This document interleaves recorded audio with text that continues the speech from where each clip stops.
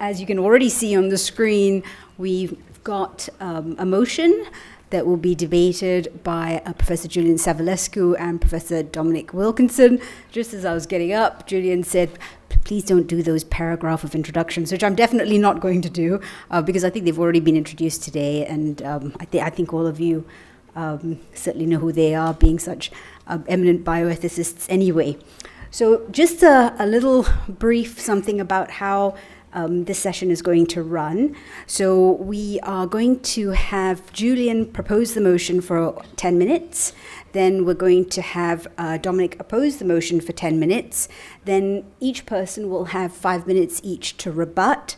And then we're going to open it to the floor for about 8 minutes so that you can share any arguments you think that have not been made or have any particular comments that you might want to share with everybody else.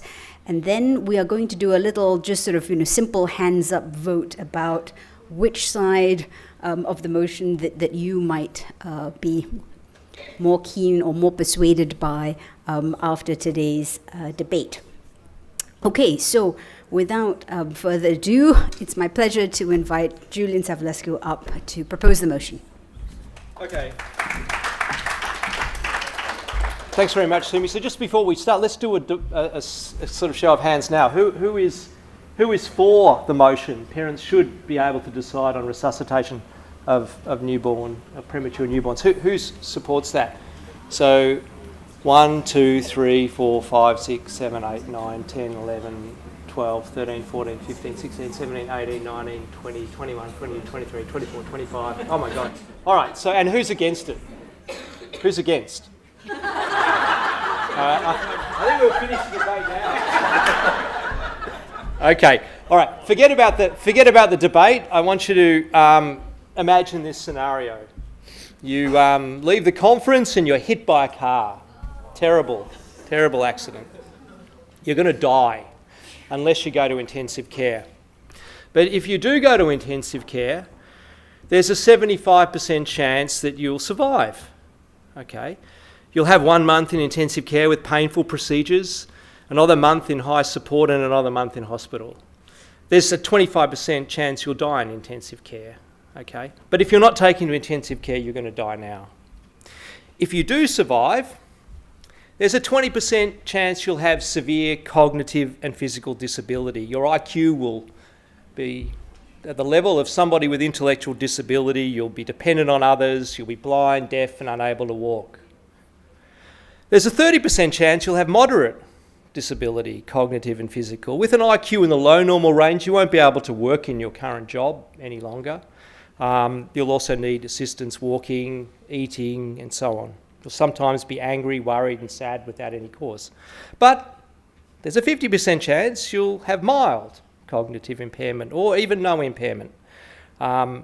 65% of this group will have an IQ greater than 85. So some of you would be able to return to work and live independently, but some of you wouldn't be able to continue on in your current profession. So let's have a show of hands. Who wants to go to ICU? And who doesn't want to go to ICU? Oh, it's like 50-50. That's very interesting. Okay, I'm going to diverge again. Right, so this is actually the risk. This is the risks of a 25-week fetus or newborn, okay, which is what Dominic and I are going to concentrate on. But I'm going to actually diverge now to a personal story, as close as to this experience that I've had, because people love peering into other people's lives. So last year, my wife was pregnant, and at 20 weeks, an absent septum pellucidum was diagnosed. So most of you will know, or some of you will know, this is an abnormality of the brain, and in 80% of cases, it's associated with cognitive impairment, blindness, development of epilepsy, a whole range of horrible things. So this was the most difficult ethical issue that we ever faced. And so we had whole genome sequencing or whole exome sequencing, we had multiple ultrasounds, MRIs, and we got the risk down to 10%. But by this stage it was 24 weeks, okay? And if we were going to have a termination of pregnancy, it would have been at 25 weeks. And we didn't know what to do. I asked lots of people, including Dominic. I asked Peter Singer, my former mentor, what would you do? And he said, if I didn't have problems with fertility, I'd have a termination. And we didn't have problems with fertility. We didn't know what to do, and in the end, we chose to continue. And I had a wonderful obstetrician, Mark Umstead, who kept open the door for termination of pregnancy. And he said, in some cases, in this situation, people opt for a late termination of pregnancy. But once we decided what we were going to do, I asked him, do you think we made the right decision? He said, yes, that's what I would have advised my daughter. Now, I learned several things from this experience. The first thing is, I couldn't predict what I was going to choose. If you'd asked me beforehand, I would have said, like Peter, I would have terminated. I've written, for those of you who know me, I'm infamous for procreative beneficence, the moral obligation to select the best child, and I've also written many, many articles discussing the permissibility of late termination of pregnancy. So the first thing is that I didn't know what I was going to choose, and I couldn't really accurately have predicted it. But what I most appreciated after this experience was having had the choice ourselves to decide whether we were going to continue the pregnancy. And I respect those people who chose not to continue. I also deeply appreciated Mark Umstead for allowing us the option to choose, and also for supporting our decision when we made the decision. And now there's no difference between that decision and what parents face with a 25-week who's born prematurely. I wouldn't want any doctor telling me whether I should or shouldn't carry that pregnancy or rear that child. It should be the parent's own choice. So I don't think there's any difference morally between a late termination of pregnancy and allowing a baby to die prematurely. So we're going to talk about 25 weeks. Dominic tells me the median IQ of this group that survive is 88, and I'm going to talk about the significance of that. Now, here's a little bit. Now, I talked at the beginning of the conference that paediatrics is the most difficult area, and this is the most difficult area of paediatrics because it raises questions about the moral status of life and the value of life. What makes life worth living and what makes it not worth living? The two most difficult issues in medical ethics. And that's why this is a difficult topic. There are two grounds for allowing a conscious being to die or killing it in the case of termination of pregnancy. The first one is it doesn't have moral status. Okay? And I've edited a book on moral status. There is no agreement on when moral status begins. But for this debate, there are two candidates. One is that it begins when human life becomes conscious, which is about 20 weeks, which means at 20 weeks, the human being acquires a right to life. That means there's no allowing to die, whether the baby's got disability or not. It rules out any kind of withholding or withdrawing of treatment. Or moral status doesn't begin till much later. So for Peter Singer, it's not until a year after birth when self-consciousness or other forms of higher consciousness are permissible. And this allows late termination of pregnancy, but it also allows us to not resuscitate premature newborns. So either you don't allow it at all, or you allow it for any premature newborn. So another view which is very popular amongst people is the view that moral status is gradual. Okay, and Peter Singer has this lovely, I think one of his best pieces called Life's Uncertain Voyage. It says life is like climbing Mount Everest. That, you begin with the idea of it, you make some preparations, you start your voyage, you get near the top, and then you descend after you've been to the peak. And the badness of death depends on how close you are to the peak. And when this is just an idea in your head, it's not so bad to end the journey. And for premature newborns, that's actually what their journey is so far. It's just an idea of a journey. But if something has moral status, there is another ground that we can allow it to die or kill it, and that's when its life is not worth living. Actually, Dominic talked about this, the burdens are greater than the benefits. But we need to set a threshold there. What level of disability or quality of life makes life no longer worth living, and what probability of it makes it not worth living? And I have never seen in my 30 years any coherent count of where that threshold is. Now, I wrote my thesis on this topic, and I think there is a threshold, and I can tell you what my view is, but I defy Dominic to give me a definition of where that threshold is. And all it ends up as being is the intuitions of a group of doctors about whether they think life is not worth living. I'll go on and talk about what the law is like. It's an absolute mess in this area. So in the absence of somebody telling us, actually, when does life no longer, is life no longer worth living, or what probability of reaching that point is crossed, then you can't be taking these decisions away from parents. Okay, so people do have intuitions about value. This is a study I did with Dominic and our student about allocating one remaining intensive care bed to babies with differing levels of disability, along the lines of what I described at the beginning of this talk. And you can see people are very utilitarian. They want to give the bed to the baby with less disability. But this is a much easier judgment about the value of life. Is it better to live with mild disability or severe disability? Well, you're all here because you actually want to convert severe disability to mild disability. So that's a relatively easy value judgment. But at what point does severe disability mean that a being doesn't have an interest in continuing life from its own perspective? Again, we asked specialists many years ago, these are ultrasound specialists, about when termination of pregnancy is justifiable early and late. And you'll see this kind of typical slope that they believe it's most justifiable for conditions like anencephaly, hyperplastic left heart, spina bifida with hydrocephalus, and then fewer of them think it's justifiable at 24 weeks, for example, for Down syndrome, just over 50%. Then dwarfism, cleft palate, normal pregnancy, learning disability, normal pregnancy separation, normal pregnancy career. So you see they have different views about early and late termination of pregnancy. And the same for clinical geneticists, almost identical curves.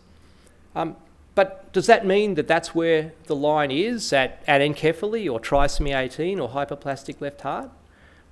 You need to have an ethical account, and we simply lack that. So it's actually eugenic to restrict termination of pregnancy to severe conditions, because what you're saying is that your life isn't worth living if you have Down syndrome or hyperplastic left heart, whereas it is worth living if you don't have those.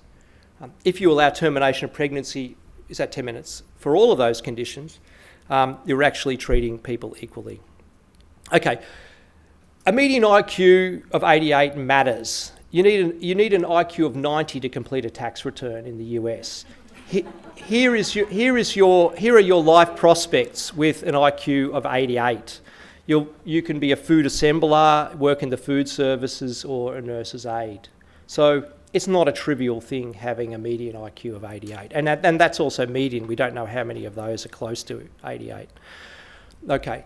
Now, Dominic conceded this debate just before in his answer to one of these questions, because, of course, in Singapore, you will have to pay for the care of your severely disabled premature newborn, out of pocket.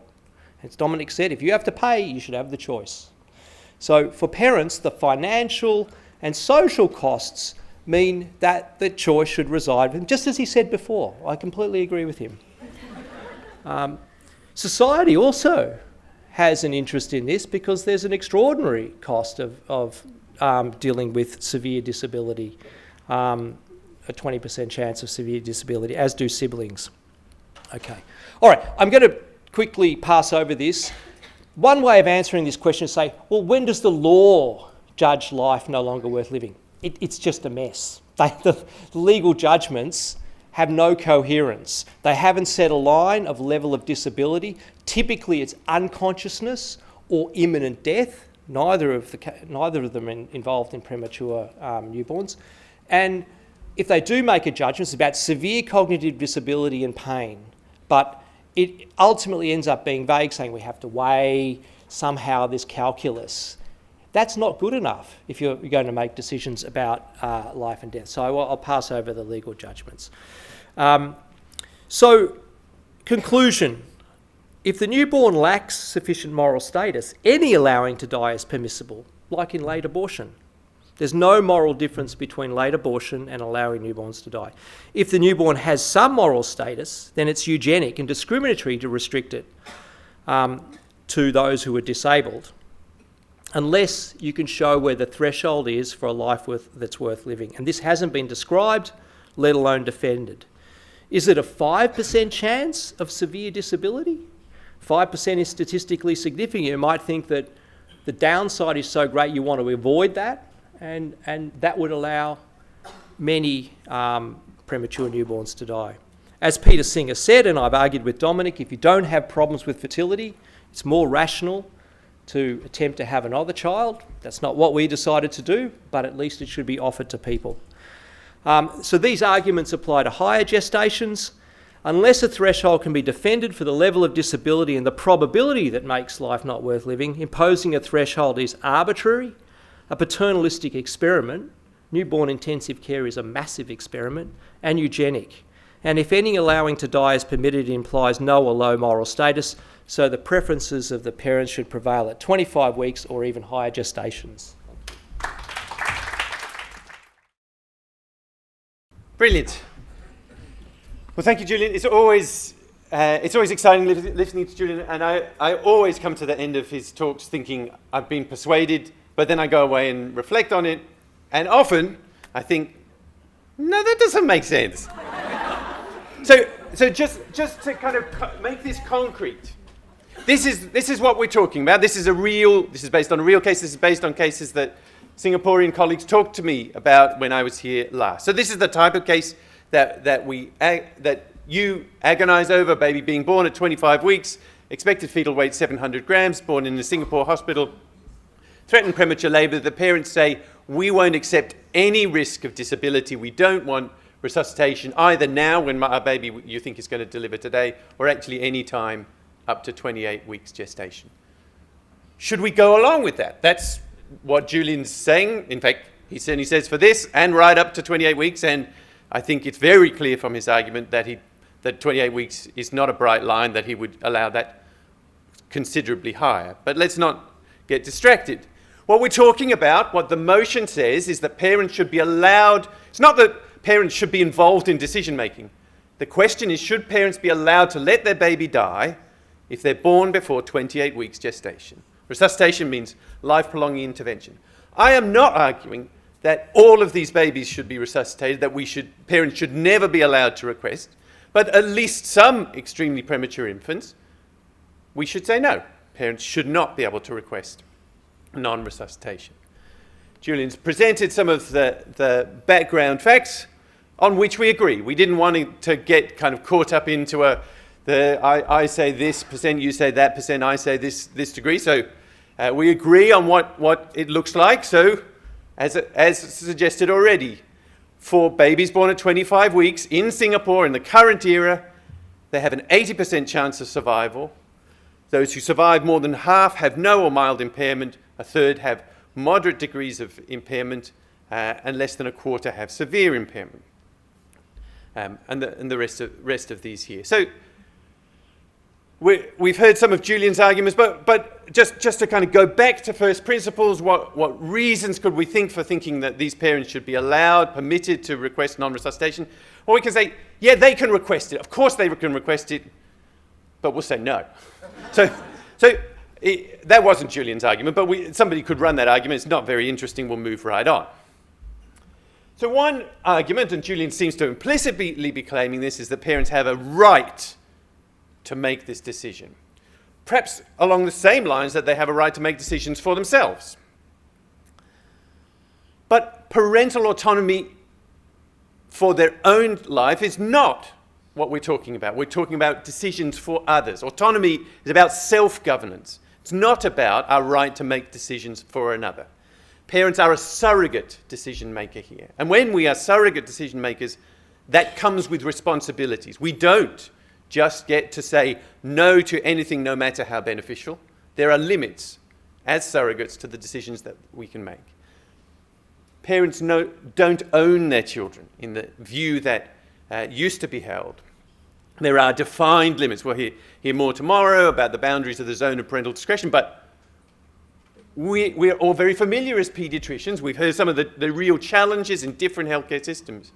But when parents are making decisions that risk serious harm to their child, like foregoing a good chance of survival with a good chance of a normal outcome, that we as paediatricians have a duty to say no. We could make the argument that it's in a child's best interest. Julian gestured towards this. He gestured towards some of the problems of this argument. And I agree that we cannot claim that it would be in the best interest of a 25-week infant, absent other complications, to die. It is in the best interest of some of them if they develop severe complications. And of course, if they do, then we would permit them to make those decisions. But we can't claim that for an individual with an 80% chance of survival and these sorts of outcomes, that it would be in their best interests to die. Julian gestured towards what we might think of as the elephant in the room, the resource argument. And it's very easy to wave around the costs of treatment, but let's try and dive down into that. So we might point to this study from a few years ago about the costs of preterm birth throughout childhood in England and Wales, £3 billion a year, converted to modern Singapore dollars, 8 billion Singapore dollars a year, cost of preterm birth. But almost 3/4 of that cost are for infants who are mildly premature. 1/4 is for infants who are moderately premature. A tiny fraction of that is for infants who are extremely premature, let alone the smallest ones where we usually worry about. If we think about the bottom of the extremely preterm, the ones where Julian would be most concerned about the costs, that actually only costs £5 million a year, or 15 million Singapore dollars. And if we try and look at it in the conventional way that we're supposed to look at costs versus benefit, the incremental cost per survivor at 23 weeks, back in 2008 when this calculation was done, was £234,000. Still sounds like a lot, but those survivors will live for, on average, live into adulthood, because we're talking about survivors, and those who survive have a low chance of dying in childhood. So the cost effectiveness is clearly well within, even in the straightened NHS, the cost effectiveness threshold. So the positive argument for why we shouldn't allow parents to request non-resuscitation for infants like those born at 25 weeks, so they don't have a right to request that their child not be resuscitated when they have a good chance of survival. It's clearly in the best interest of these children to live. It's a reasonable use of resources. That exhausts the kind of big autonomy, best interest, resources-based considerations that we should be thinking about. There's a simpler and more persuasive argument. In what other situation would we allow surrogates to allow a child or even an adult in the absence of their wishes? Julian said, what would your wishes be? But of course, we don't know the wishes of these individuals. Many of you said you would want to go to intensive care if you had this. We don't. If we knew the child's wishes, that would be a fair enough. But in the absence of wishes, in what other situation would we allow a child to die who has an 80% chance of survival, better than 50% chance of a normal or mildly impaired outcome? In none. So that either means in all those other situations, we ought to bow to parents, we ought to be vastly more liberal to parents, we ought to allow parents, for example, to refuse the cardiac surgery that we heard the paediatricians agonise over, to refuse intervention for children with Down syndrome. That's a much more significant disability than the ones we were talking about. We ought to allow parents to refuse intervention for this, and indeed, I won't have time now, but I'm sure I'll come back to it. even for term newborn infants with critical illness. Julian says there's no line, there's no bright line. We should just allow parents' wishes. We should simply allow that. But we don't. We don't think that's the appropriate approach. We think there are limits to the parental choices. When parents are making choices that would harm their children, we should appropriately say no. Now, Julian alluded to my argument. I think there are health systems where it is appropriate to allow non-resuscitation for 28 weeks. I don't think it applies in Singapore. It does apply in places like the Philippines, and I've defended that, where the health system and the funding of the health system is enormously dysfunctional, and the costs of intensive care are very substantial. There are, of course, long-term costs that fall on parents, but there are also social systems that are able to care for children, and of course the majority of these children will not have significant long-term impairments. Julian alluded to moral status. He claimed that these infants don't have an interest in continued life, but he gave no reason for thinking that that applied to extremely premature infants. If his arguments on moral status apply, they apply also to moderate or mildly preterm or even to term infants. And what he didn't recognise is that if we allow parents to withhold resuscitation from some of these extremely premature infants, and certainly some of the mildly or moderately preterm infants, those infants will nevertheless survive, but they will survive more impaired. So if we allow parents to make those choices, the child who comes out breathing at 27 weeks, who's crying and then has a period of hypoxia while we sit by, because on Julian's account we should be listening to the parents, that child who then survives with cerebral palsy is on us. Well, I think we get to respond. So, the last point, I completely agree. If the decision is made that the infant shouldn't die, it should be given palliative care, not allowed to continue to live with avoidable brain damage. So, I mean, that's irrelevant. You mean the baby should be killed?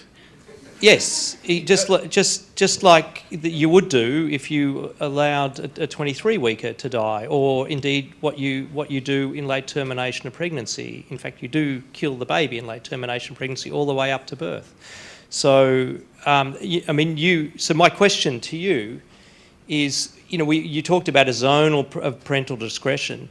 There is a zone of uncertainty around moral status, and if you accept, which I think you do, late termination of pregnancy, how do you then also consistently not allow infants with the same level of disability to die when they could be resuscitated? So if you say, well, it's reasonable to perform a late termination of pregnancy if there's a 50% chance of moderate to severe abnormality in the baby, which I think it is legitimate, why isn't it permissible to allow a newborn with a 50% chance of a moderate to severe disability to die? Why do you treat those differently? And indeed, you saw half the people here said they wouldn't want to be kept alive if they had a 50% chance of having moderate to severe disability. Now, in the adult case, we allow adults to make their own decision about whether they go to ICU or not. But when it comes to newborn infants, given the uncertainty around their moral status, why shouldn't we give the parents the freedom to make those choices, just as I could make the choice around the fate of my son? So I really don't think you believe the arguments that you're giving. So I can't understand how you can treat the moral status of the fetus inside the woman differently to the moral status of the fetus outside of the woman. Would you like me to reply? Yeah. So the first thing is, it's all very well to talk about late termination of pregnancy in the UK, but in most of the countries that we're talking about here, late termination of pregnancy in the context of the types of rates of disability that we're talking about is not permitted. So You think that's right, do you? No, but again, we're talking about consistency here. We're talking about decisions in Singapore or in other parts of the region. There are very difficult questions about moral status that we have to grapple with.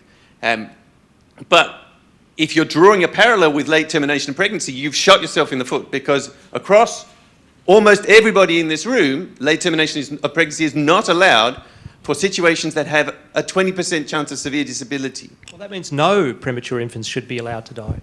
No, zero. That's why you should follow that. So that's the first point. The second is the morality of termination of pregnancy is different from the morality of decisions that we make. Why is it different? Because there's a woman in the way. Because there is a woman at the heart of it. That termination of pregnancy is fundamentally about women's rights to make decisions about their body. When the baby is born, the baby's able to be conceived as an individual. So there are situations where the fetus's interests would certainly be compromised by a termination of pregnancy, but nevertheless we ought to permit it out of our respect for the woman's autonomy. But if the baby is born, we have a duty as paediatricians to consider the baby's interests separately. So that's why I think it's complete confusion to talk about termination of pregnancy and these decisions. Well, I just need to say one thing here. If you take women's rights seriously and fetal moral status seriously, all you're entitled to do is to remove the fetus from the woman. You're not entitled to kill it. So once that fetus is viable, the woman has a right to request to no longer carry the fetus, but not to kill it. You should deliver it and resuscitate it if you really take seriously the moral status of the fetus. Well, it depends on what you're taking as a woman's autonomy to ground. We're not debating... She's got the right to kill a being with moral status, is that right? She has a right to choose no longer to continue to be pregnant. Yeah, that's right. She could deliver the baby. Or she can request that the fetus's life be ended. Right. What you're implying is that beyond a point of viability, that she's required to go through labour, that she's required actually, if necessary, to undergo a major surgical procedure. Again, this is a distraction, because what we're talking about is not, we're not debating about termination of pregnancy, we're debating about the care of an extremely premature baby.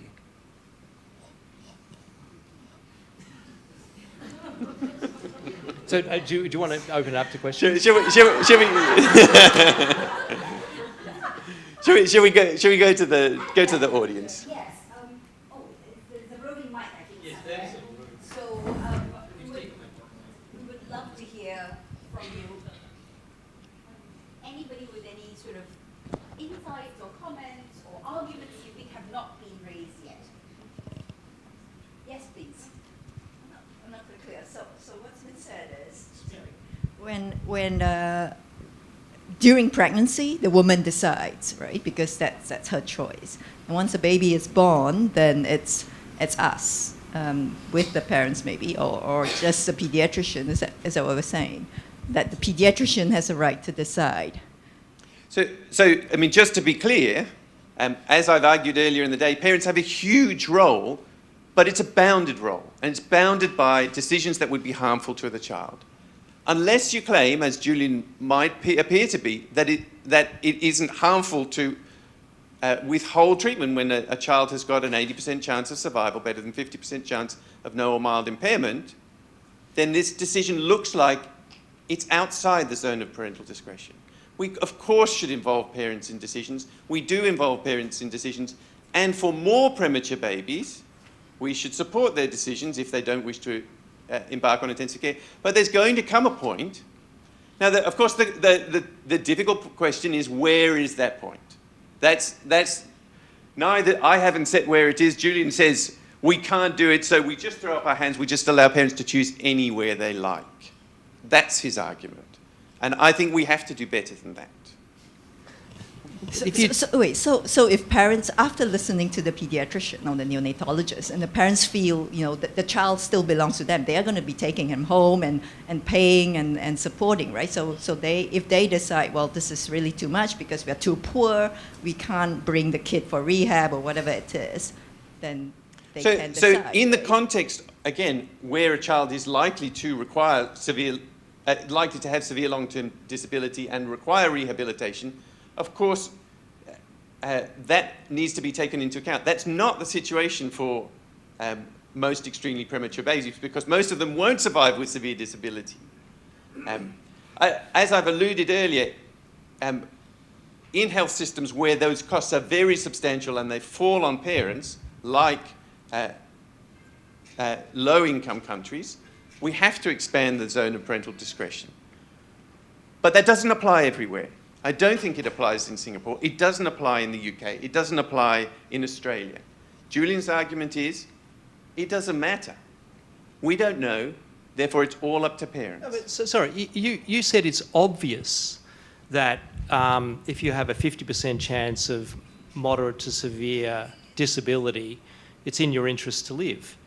I just don't see that it's obvious, and half of the audience here didn't see it was obvious. And in line with the question, if at 25 weeks you say, look, there's a 50% chance your baby will have no abnormalities or mild abnormalities, but a 50% chance they'll be moderately to severely disabled, and they say to you, we don't think that's a chance worth taking, I don't see any argument that you've given at any point, other than your own intuition, that that life is obviously worth living.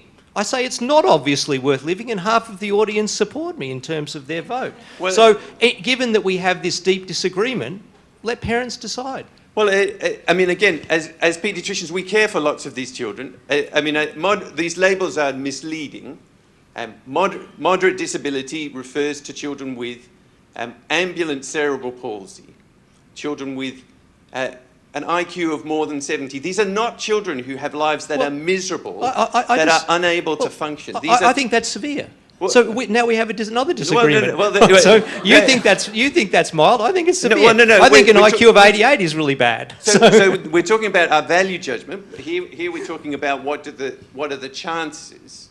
So the chance of severe impairment, many of whom, again, are children who we care for in our practice, who will have lives that they and their parents will value, albeit limited. That is the minority of survivors at this gestation. So, again, you have a very high bar. That is a decision that you can make together with your partner during pregnancy. But when the baby comes out... I have to accept your bar. It's not my bar. It's about our collective bar. A bunch of your doctor friends' bars. Right? You need to do better than that if you're going to force people to live in a certain way.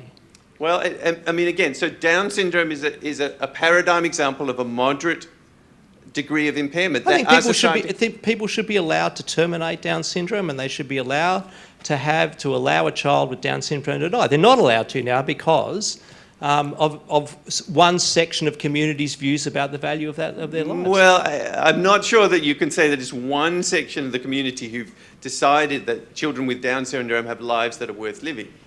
One section of the community thinks that that's not a life that's worth living. And so when it's your child, you should, like trisomy 18, you think that trisomy 18 is a condition that you should be allowed to die. So what's the difference between trisomy 18 and trisomy 21? It's just a continuum of disability, and where you draw the line, nobody has given an account of there being some objective line, and in that case you should allow parents to decide. And so again, to kind of retreat from saying it's difficult, we can't agree, to saying therefore we allow parents to make decisions about, I think is again a cop-out. We can do better than that. Well, you're not doing better than that, you're just giving your intuitions. So I think, listening to this, one of my biggest points in support of Julian would be the fact that ultimately parents are the one who have to take care of the child. They have to feed the child, they have to bring the child to whichever therapy they need, they have to provide for the child. So I think it's very hard to state that parents don't have the right to refuse on behalf of the child, because they are, by virtue of the fact that they are children, they are the ones who will have to take on the carer role. And I think from a developmental pediatrician point of view, when you're talking about a child with autism or with a learning disability, really every day can be a living hell for some parents. So, and I think I find it hard to agree with what Dominic was saying in terms of parents not having the right to decide. Well, I think they do have I mean, the challenge, of course, is uncertainty. The question is, what do we do in a setting of uncertainty? And parents are often terrified by that. They're terrified by how bad it might be, how bad what they might not be able to cope with. Of course, we are aware as paediatricians that most parents in this situation find it's not as bad as they thought, that they are able to look after those children. What should we do in the face of uncertainty? Well, in general, in the face of uncertainty, we err on the face of life. In the context of benefit, where there's a better than 50-50 chance that this child will have a life that's normal or mildly impaired, the idea that elsewhere in paediatrics and paediatric intensive care, that we would allow parents to choose for that child to die just doesn't wash. And of course, for those parents who aren't willing to support their child with Down syndrome or their child being born at 25 weeks, then we have a duty to say, well, if you're not willing to do that, if you're not able to do that, then we as a society will step up. But you can't take over the role of the parent as a society. Yeah, you can. Is there a case to resuscitate first to save life and then withdraw once there's increasing consensus that there is futility? So absolutely, and that's a very appropriate response to uncertainty. That's not what Julian's approach would be. Because Julian says, if there's any chance, the parents think it's too bad, doesn't matter if everybody else thinks it's all right, we should allow them. Not only that, he has this view that palliative care means just filling the baby full of morphine and the baby dies. But that's not what palliative care is. The baby with 28 weeks who's breathing, or the 25-weeker who's breathing well, who then you can provide palliative care to, but that baby will not necessarily die. They will potentially survive with. Well, it depends on how much impairment. morphine and sedation you give them. But the problem with this proposal is that things are very uncertain. It can be looking good.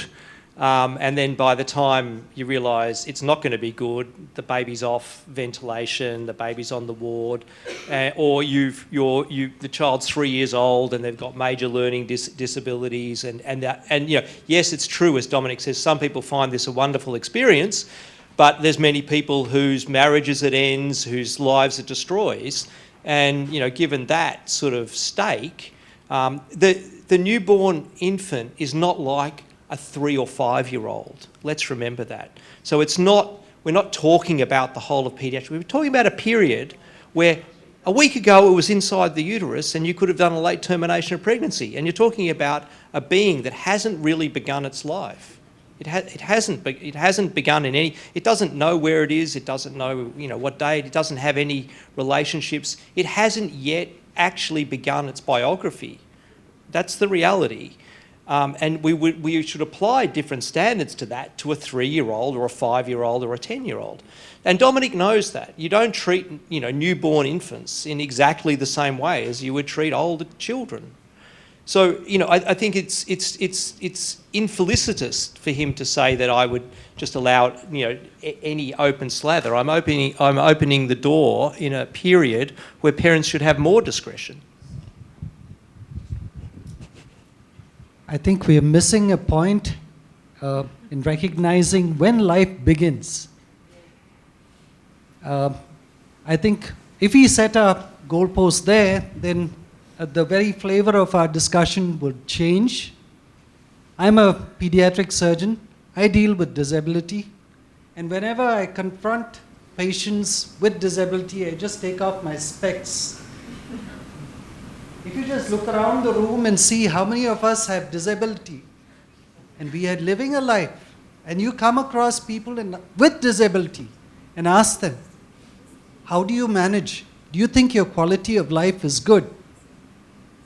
And many of them, I have a cohort of myelomeningoceles. I know Australia, the incidence of myelomeningoceles, I wouldn't say incidence, the occurrence of myelomeningoceles has come down. But among our Indian cohort, they all claim a good quality of life.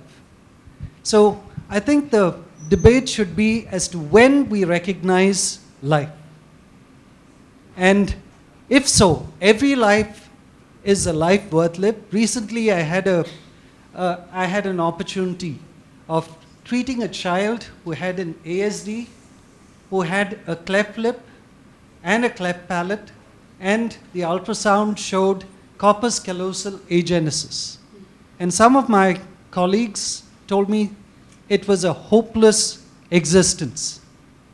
Sure enough, the child died, but when I looked at literature, and of course, this child had duodenal atresia, which I thought needed to be treated instantly if the child had to have a life thereafter.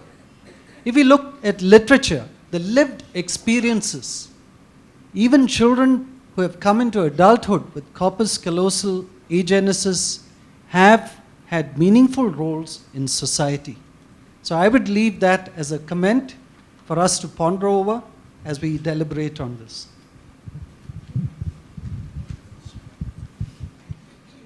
Should we go to a vote? Yes, I was just about to say that because just keeping an eye on the time, we're just coming up to the... There's drinks next, so after this heavy debate, you've alcohol to lighten the mood. But unfortunately, we don't have that right now. So, just a quick reminder. So the motion is parents should be allowed to request non-resuscitation for all extremely premature infants. So those who agree, my voice is quite loud. No, don't worry. So those who agree, just put your hands up, please.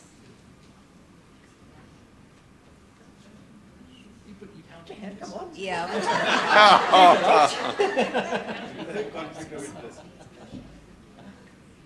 50, 60.